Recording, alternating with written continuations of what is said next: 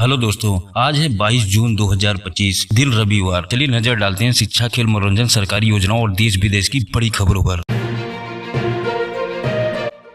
30 घंटे बाद आधी तूफान बारिश संग धमाकेदार एंट्री लेगा मानसून, 24 जिलों में अलर्ट। दोस्तों, दिल्ली एनसीआर वालों के लिए बड़ी राहत की खबर है। अब से सिर्फ 30 घंटे बाद मानसून अपनी धमाकेदार एंट्री लेने वाला है। मौसम विभाग ने साफ कहा है, आधी गरज और तेज बारिश के साथ मानसून आएगा। अभी से ही आसमान में बादल छाए हुए हैं और हल्की बारिश ने गर्मी से कुछ राहत दी है। 23 जून तक मानसून पूरी तरह दिल्ली में पहुंच जाएगा, ऐसा अनुमान है। इससे लोगों को उमस और लू से पूरी तरह निजात मिलेगी। मौसम विभाग ने 24 जिलों में अलर्ट भी जारी कर दिया है। तो अब तैयार रहिए, बारिश की ठंडी फुहारें बस आने ही वाली है। चलिए अगली खबर देखते हैं। योगी ने दिया योग का संदेश, पंचायत चुनाव के लिए आरक्षण की कवायद शुरू। दोस्तों, आज पूरे देश में अंतर्राष्ट्रीय योग दिवस धूमधाम से मनाया गया। उत्तर प्रदेश के हर जिले में योग से जुड़े कार्यक्रम हो रहे हैं। सीएम योगी आदित्यनाथ ने गोरखपुर में योग दिवस पर जनता को संबोधित किया। उन्होंने कहा, योग से ही शरीर और मन दोनों स्वस्थ रहते हैं और यही सफलता की कुंजी है। योगी जी ने इसे भारत की ऋषि परंपरा बताया,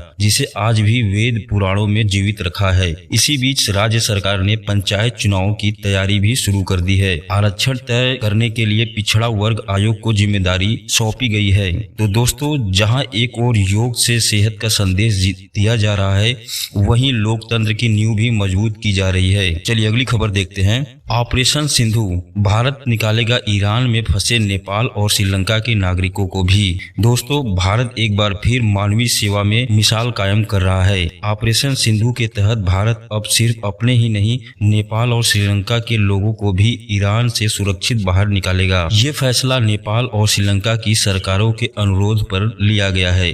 भारत ये मदद ऐसे समय पर कर रहा है जब चीन दक्षिण एशियाई देशों से अपने रिश्ते मजबूत करने में लगा है। चीन लगातार बांग्लादेश और पाकिस्तान के साथ नया गठबंधन बना रहा है, लेकिन भारत ने दिखा दिया कि पड़ोसी देशों की मदद करना उसकी प्राथमिकता है।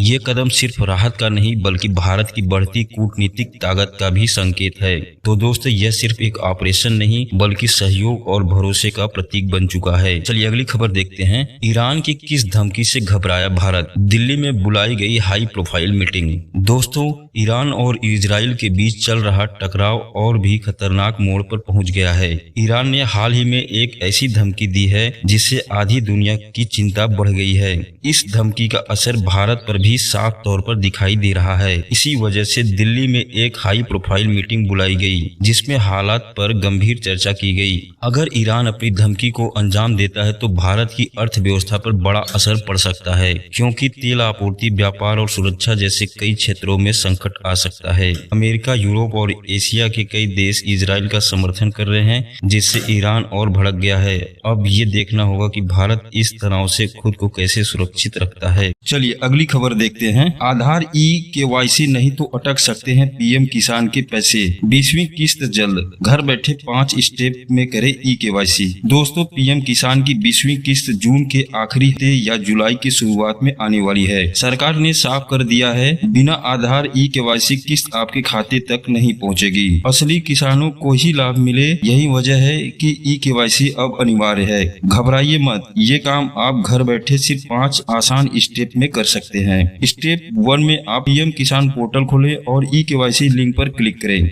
स्टेप 2 में आधार नंबर दर्ज करें। स्टेप 3 में मोबाइल पर आया ओटीपी भरें। स्टेप 4 में सबमिट दबाएं। स्टेप 4 के बाद स्टेप 5 में कंफर्मेशन मैसेज मिलते ही ई-केवाईसी पूरी। तो जल्दी कीजिए ताकि अगली किस्त बिना रुकावट सीधा आपके खाते में पहुंच जाए। चलिए अगली खबर देखते हैं। कश्मीर में वंदे भारत जुलाई तक फुल, हर दिन बढ़ रही बुकिंग, हवाई किराया 50% तक घटा। दोस्तों, कटरा से श्रीनगर तक चलने वाली वंदे भारत ट्रेन को जबरदस्त रिस्पांस मिल रहा है। 7 जून को शुरू हुई दोनों ट्रेनों की बुकिंग 25 जुलाई तक लगभग फुल हो चुकी है। IRCTC पर टिकट लेने जाए तो लंबी वेटिंग या नो रूम का मैसेज दिख रहा है। पर्यटकों और व्यापारियों को इससे बड़ी राहत मिली है, क्योंकि ये ट्रेन सफर को आसान बना रही है। वहीं इसका सीधा असर हवाई यात्रा पर भी पड़ा है। अब 50% तक उड़ानें घट गई हैं। जहां पहले पहले हर दिन 100 से ज्यादा फ्लाइट्स थी, अब सिर्फ 48 से 52 रह गई हैं। यात्री अब ट्रेन को ज्यादा पसंद कर रहे हैं क्योंकि हवाई किराए भी अब पहले से काफी कम हो गए हैं। चलिए अगली खबर देखते हैं फ्रेंड्स। यूपी के 39 जिलों में भारी बारिश का अलर्ट, मानसून 56 जिलों तक पहुंचा,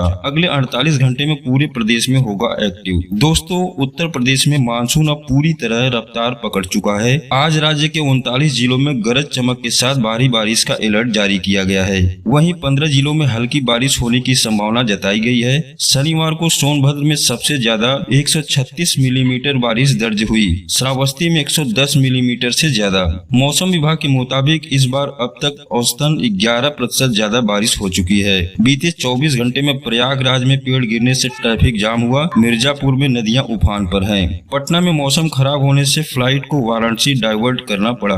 अभी तक मानसून लखनऊ समेत 56 जिलों में पहुंच चुका है और अगले 48 घंटे में पूरे यूपी में एक्टिव हो जाएगा। दोस्तों, आज की वीडियो में सिर्फ इतना ही। मिलते हैं अगली वीडियो में, तब तक के लिए जय हिंद, जय भारत।